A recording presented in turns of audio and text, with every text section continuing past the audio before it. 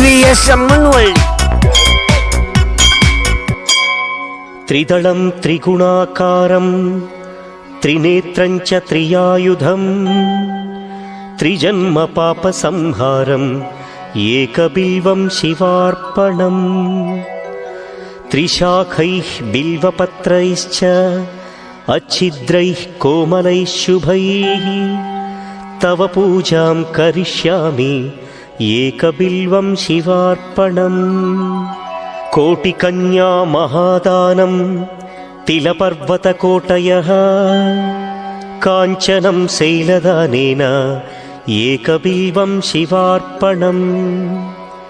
కాశీక్షేత్రనివాసం చ కాలభైరవదర్శనం ప్రయాగే మాధవం దృష్ట్వా ఏకబిల్వం శివార్పణం.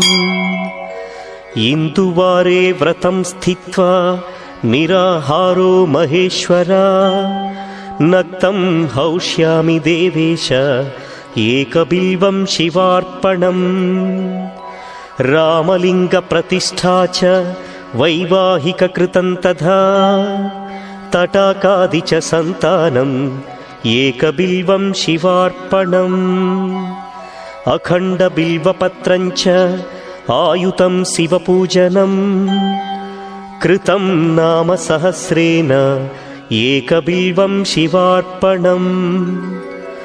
ఉమయా సహ దేవేశ నందివాహనమేవ చ భస్మలేపన సర్వాంగం ఏకబిల్వం శివార్పణం.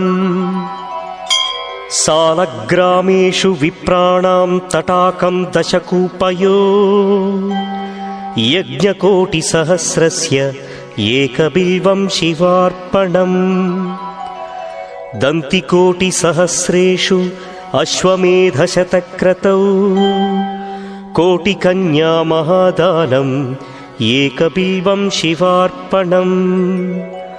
బిల్వానాం దర్శనం పుణ్యం స్పర్శనం పాపనాశనం అఘోర పాప సంహారం ఏకబిల్వం శివార్పణం. సహస్రవేద పాఠేషు బ్రహ్మస్థాపనముచ్యతే అనేక వ్రతకోటీనాం ఏకబిల్వం శివార్పణం.